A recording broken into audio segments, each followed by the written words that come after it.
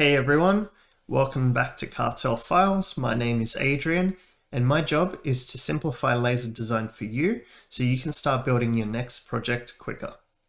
So since it's October, I thought let's start on some Halloween designs. And what I've done differently this episode is I've already designed the artwork that I want to upload to Cartel Files. And what I'll do is I'll use this as a basis of our design and I'll show you how I've done it. So let's get started. Basically what I did was I started off with a rectangle. So I grabbed a rectangle and I pulled it out. And now what I did is I just eyeballed it. I tried to find what looks the best in terms of height and width, and I kind of settled on the size of 60 millimeters wide by about 80 millimeters tall. Okay, and if you want it to look a little bit different, please play with it and make it your own, but that's just what I decided on. Now, because I used a rectangle, what I can do is I can come up here to the corner radius tool, and I can give the corners a radius in order to make that curved dome that you see here. So I know that this box is 60 millimeters wide, so I'll put in a radius of 30 millimeters, and that'll give me for both the top left and the top right, and that'll give me a nice curved dome on top. So the next thing we've got to do is we've got to flare out the side of the box. So you can see that, it's sort of, there's a swoop to the edge of the ghost, and this sort of does not follow that. So what I want to do is I want to go over here to my 3-point curve tool, and I want to come up this edge until I find that node there. Can you see that? So when I'm putting my mouse cursor on this line, it says edge, edge, edge, edge, all the way until I hit that node right there. So if you're not able to snap your cursor to the object, it probably means your snap to settings is incorrect. So come up here, click snap to, and make sure your page, object, sometimes I like to have guidelines on as well. Make sure those are all ticked. And then when you grab your 3-point curve tool, you'll be able to snap directly to that node there. All right, so now I have this line. I want to find roughly where that bottom line is and come out to the left of it, just slightly. And then now that I've released my mouse button, I can choose what angle this line is going to be.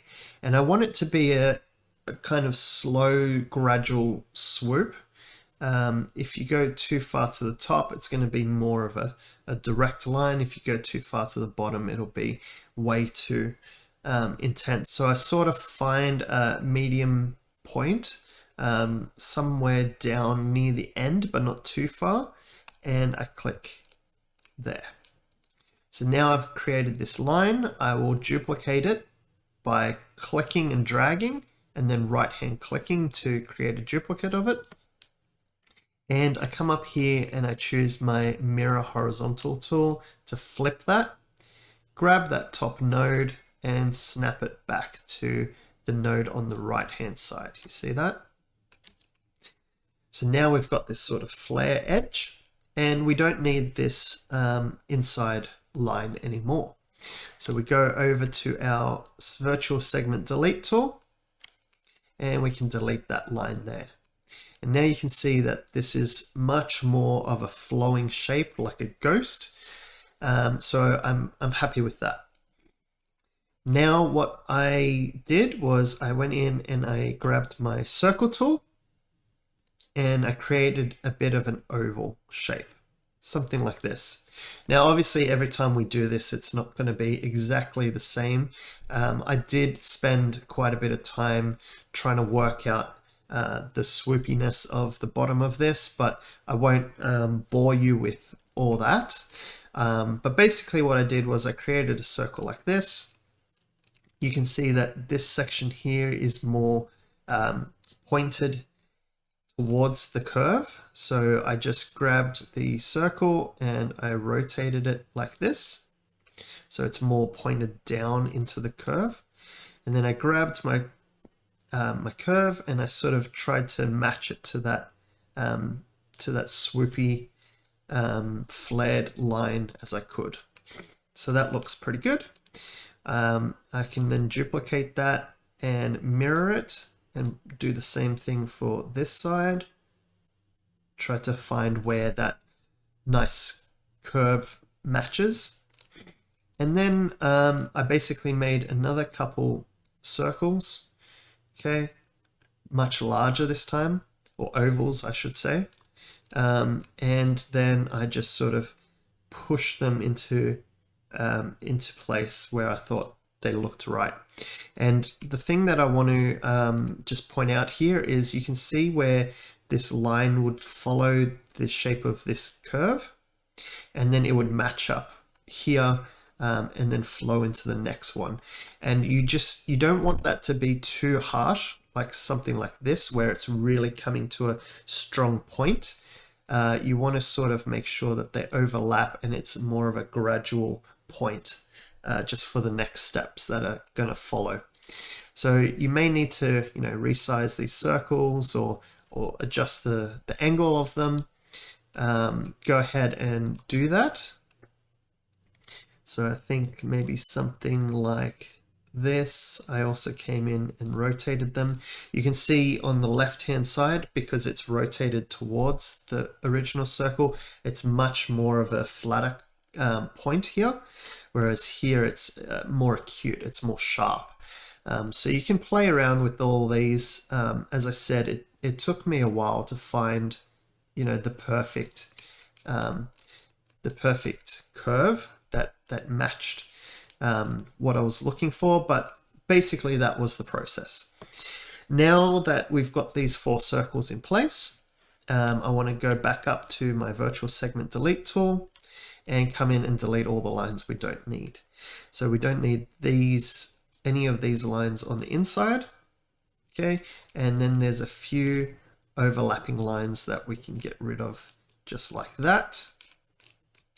And same on the other side, just like that. All right. And you could spend a lot more time and try and really get these lines to look nice and the points where they meet to match up nicer. But for the purpose of this video, I think you get the idea. All right, the next thing I want to do is the hands. So you can see they're just basically like a curve shape. Now, again, this took a long time for me to get perfect, but basically I used the 3-point curve tool. I came in here, made sure that the point that I start is inside of the lines here, so you can see what it looks like in this case. I made sure that starting point is inside the line.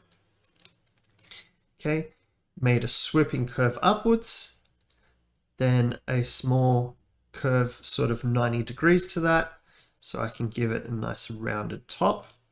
And then I came back down like this, okay, and we created this sort of shape. Now, if you double click a line like this, you can come in and you can start editing the nodes. Alternatively, you can just click the line and then come up over here and press the shape tool, or F10 is the shortcut. And when you do that, now you have access to these nodes and you can really start playing around with, the shape of the hand and all that sort of stuff. So I basically just got it to a shape that I kind of liked. Okay. And then I selected these nodes. So there's a node over here and a node over here. And I came up and I chose this smooth node tool. So with your node selected, click the smooth node, and you can see it kind of just smooths that out quite nicely.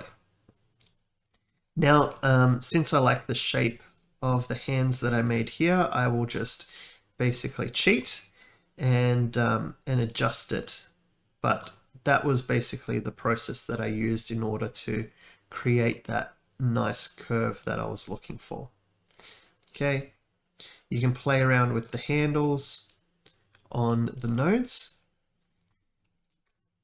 and then you're good to go. So now I just basically found a nice spot for where the hands sort of fit. I think maybe something like that looks good. And what I want to do is I want to flip this so that the hand is in the exact same spot on the left-hand side, both in terms of width and also height. So the trick that I did was, if you come over here and you choose the 2-point line tool, find the midpoint of the head. So you can see there's a node right at the top midpoint. And while holding shift, I click and drag down a line.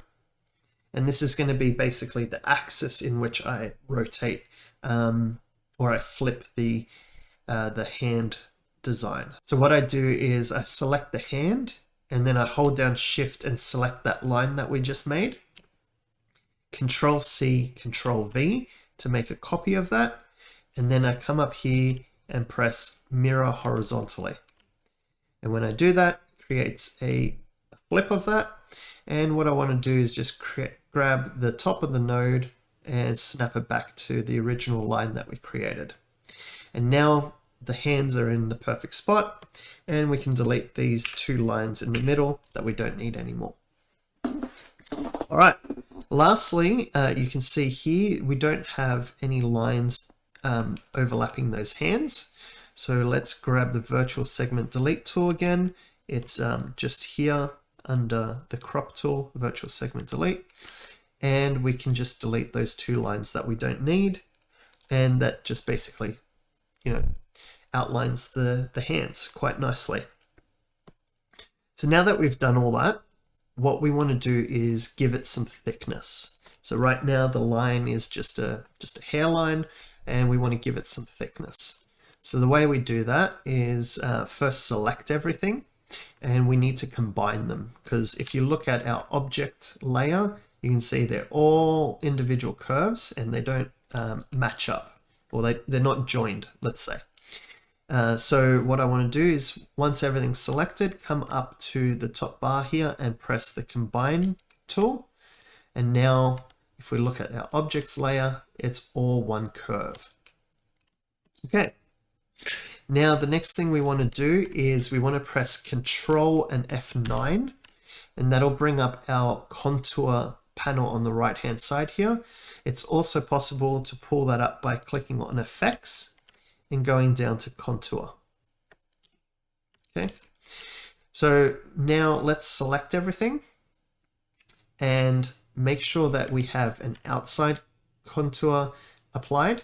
So this will basically create a contour or follow the outside of the line, both on both sides of the line. We want its offset to be about 1 millimeter. Okay, you can play with your design and see what makes sense, but I think 1 millimeter looks good in my opinion.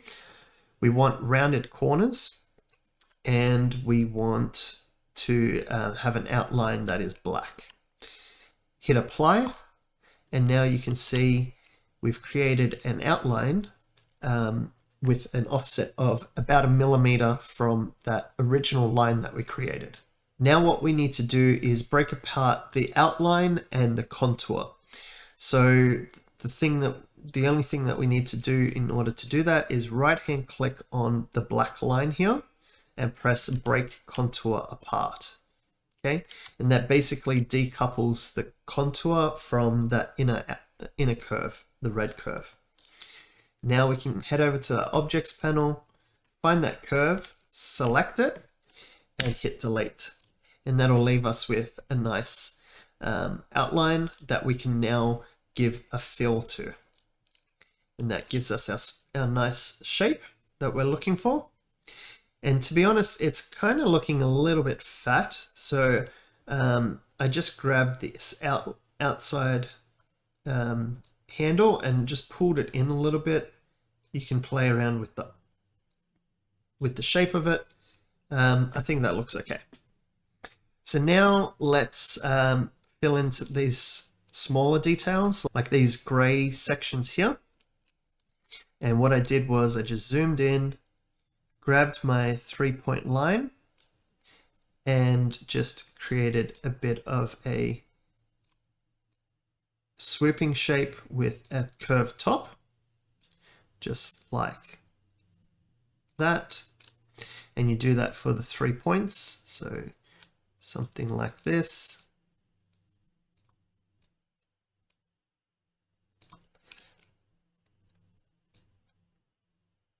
Almost there.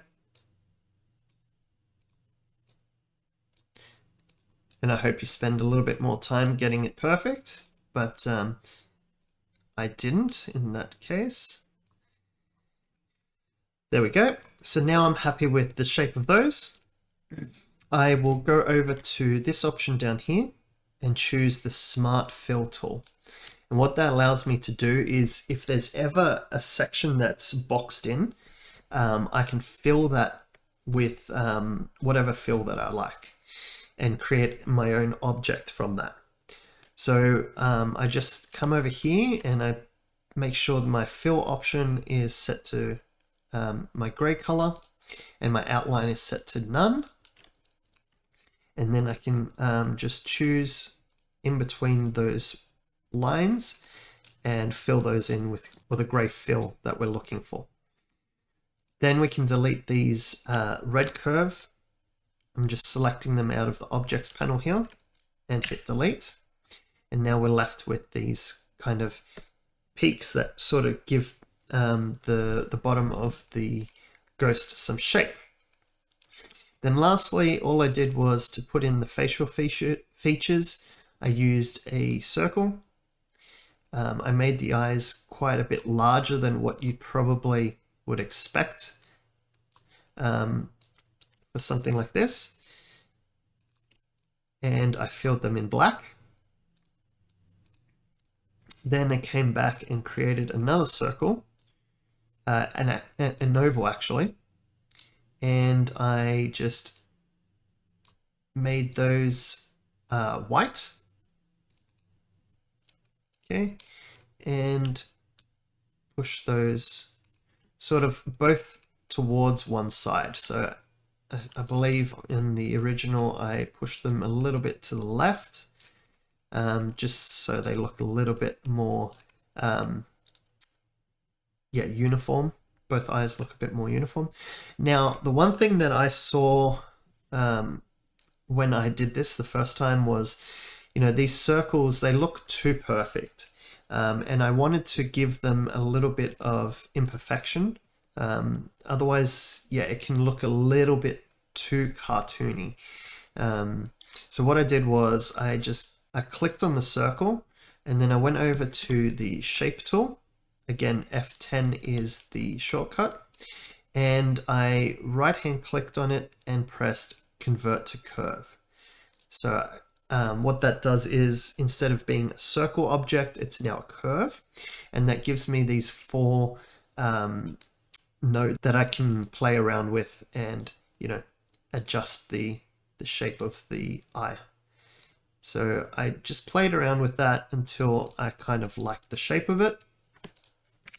All right, and then copied that across, and that just gives it a little bit more, I guess, realism, and it doesn't look so cartoony. Then the last thing I did was, the second last thing I did was I created a mouth, and that's basically just a vertical oval like this. And you can center it by clicking on the oval, then clicking on the shape of the ghost and pressing C. That'll then move it so that they're in line with each other. I clicked on the circle, and with the ratio locked, so with this option clicked, I then increased the scale of the object to about 150-ish. Oops, sorry, first you need to make a copy, so Control C, Control V, and then I chose about 150, if I remember correctly. No, it was a bit smaller than that, maybe 130. Yep, something like that. And then I selected both of those curves and went up to my combine tool and then gave that a black fill. And now is the fun part of trying to, I guess, get everything into perspective. So I think I moved the eyes a little bit higher. The mouth is a bit too large for me. Maybe something like that makes a bit more sense. And at this point, I was like, something's missing. It doesn't quite look what I'm envisioning. So I added these pink little like blush marks to them, to the face, and I think it really pulled everything together. I might make that a little bit shorter, and then I created these sort of blush marks. I used just a pink color, and I positioned those roughly where I thought was right. Now what I want to do is create one more object that's the inside of the mouth and make that pink as well. So I go over to my Smart Fill tool again. I choose, a pinky color and click on the inside of the mouth, and you can just make that color match the rest of it. And I think that looks about right. Okay, so, maybe make this a little bit smaller to sort of match the original. But I mean, if you don't have something that you're comparing it against, it can, it may look fine to you. So just play around with the design and see how you like it. Then the last part is the sort of speech bubble, right? And that was super simple. It looks kind of daunting, but it was quite easy. So the first thing you do is create a circle, something about that size, and then you click and drag the circle, and then when you release it, make sure that you right hand click. This creates a duplicate of the circle. So again, click and drag, you can see the blue outline, and then before you release your left mouse, click the right hand button on your mouse and then let go. That creates a duplicate. All right, so we want to make a couple of these, something like this.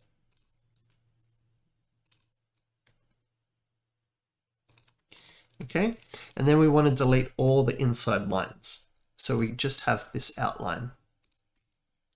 Come in and delete all those lines, and there we go. We've got a nice, nice bubble shape.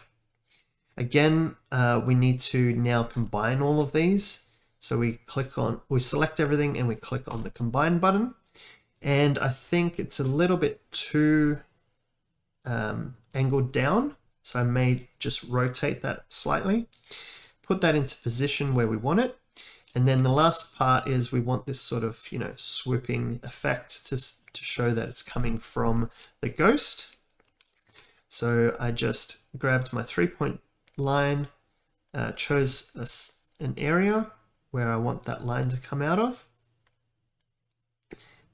and made a curve just like that.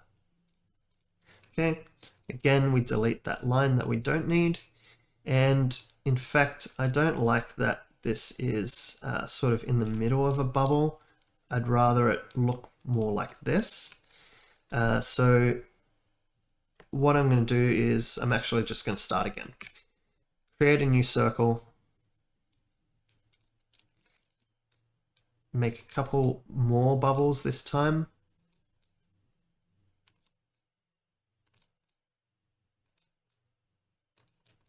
See if that looks a bit nicer. Yep, that looks all right. Combine these, rotate them, and I think I want it to come out sort of here. So let's try that again. See if we can make this work. Let's go from here to here. something like that. And I think that looks better. All right, so now that we've got the speech bubble, we are going to once again combine all the elements, head over to our contour and create a contour of that. Now that we have the contour, we can break it apart and delete that red line that we don't need. Speech bubble we will fill in black and position where we want. And I think, in fact, what I'm going to do is I want to create a slightly smaller offset, maybe 0.75 instead of 1 millimeter. Yep, apply that. And just so that the speech bubble doesn't look the same thickness as the ghost should be the main thing that you're looking at.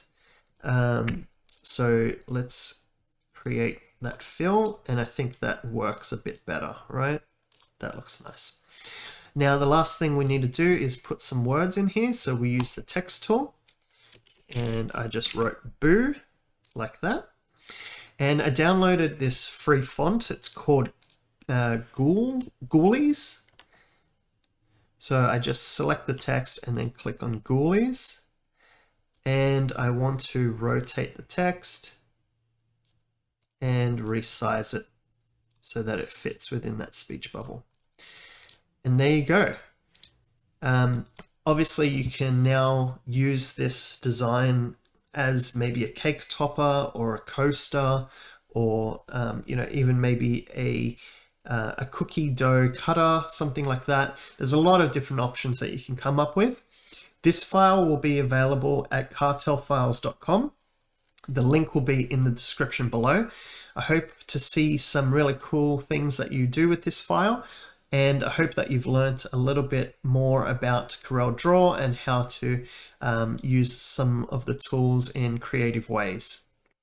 So please keep an eye out for the next few videos. They're all going to be Halloween inspired. If you like this video, please give it a big thumbs up and press subscribe. It really helps us grow the channel and allows us to keep giving you free content just like this. Thank you.